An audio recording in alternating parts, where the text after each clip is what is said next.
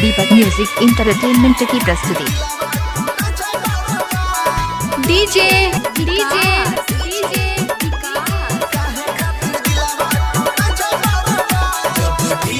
दीपक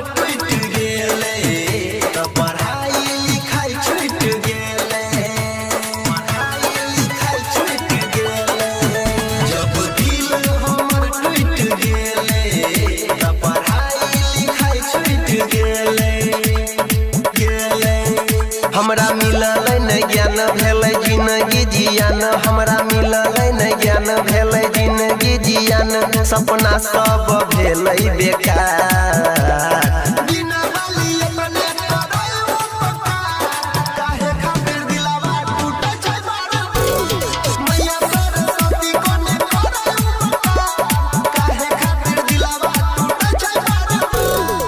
DJ DJ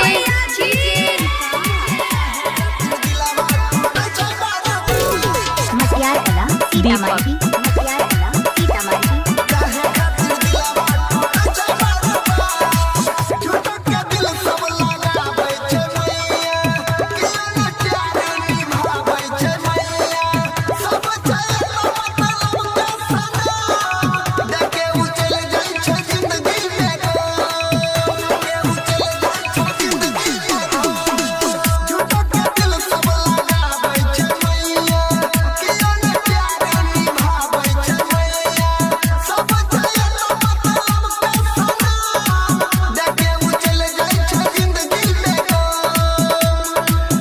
तू ही करे मानी दान कने दहीने ध्यान, तू ही करे मानी दान कने दहीने ध्यान, करे कोनो चमत्कार।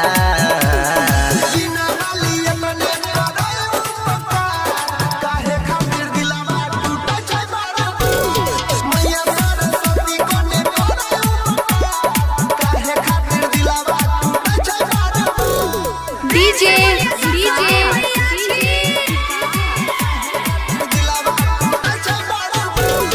मटियाला सीतामढ़ी दीपक मटियाला सीतामढ़ी।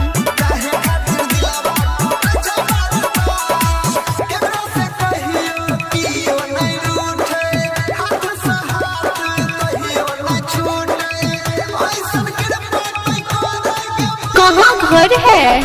सिजौल सिजौल सिजौल बजरंग जोल सिजौल।